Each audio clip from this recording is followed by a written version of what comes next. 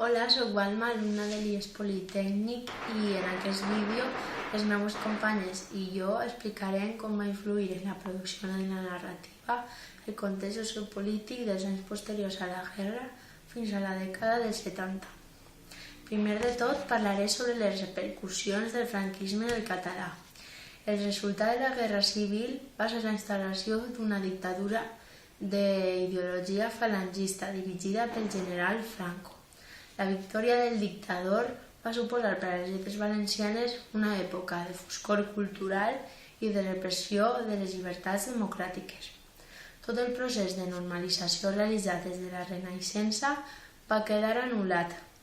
El català va deixar de ser oficial i va desaparèixer de nombrosos àmbits públics, com l'ensenyament, la premsa, l'administració, etc.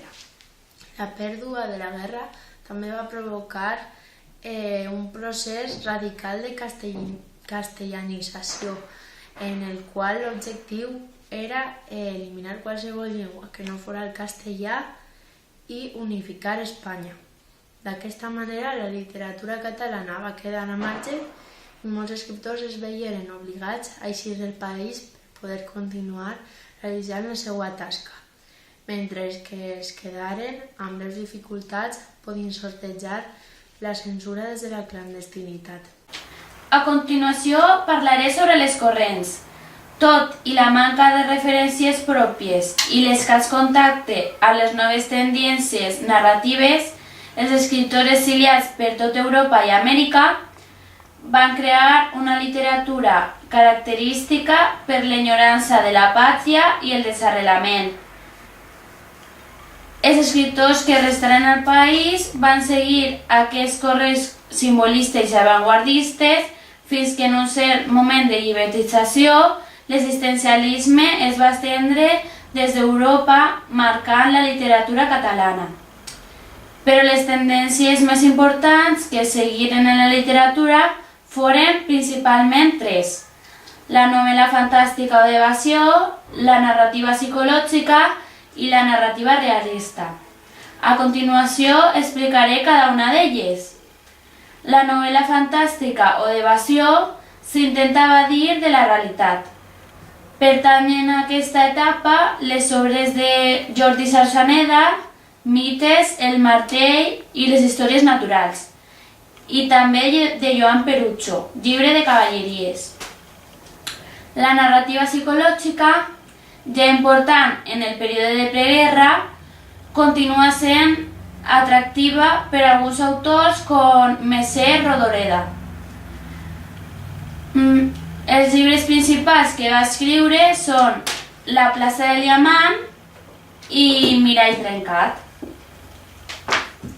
Per últim, tenim la narrativa realista, corrent que es dona a tota Europa i que reflexiona sobre les difícils condicions de vida de la postguerra, espanyola i europea.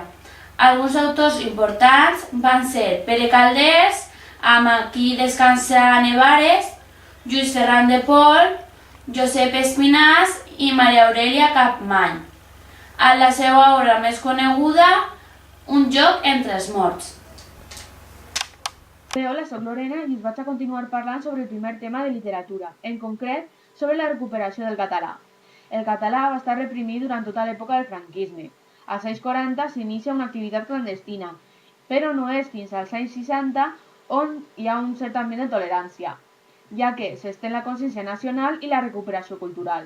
A més, es multipliquen les iniciatives culturals, com l'aparició de les editorials com Editorial 62, la publicació de la Gran Enciclopèdia Catalana, la creació d'entitats de promoció de l'ús del català com Òmnium Cultural o Acció Cultural del País Valencià, la creació dels nous premis literaris com el Premi d'Honor de les Lletres Catalanes i la creació de la primera càtedra de llengua i literatura catalana. Passada aquesta època, arriben els anys 70, on es generalitza la reivindicació de la democràcia i s'inicia una etapa de transició política i lingüística, ja que al territori català s'aprova l'Estatut d'Autonomia a 1979, que reconeix el català com a llengua oficial.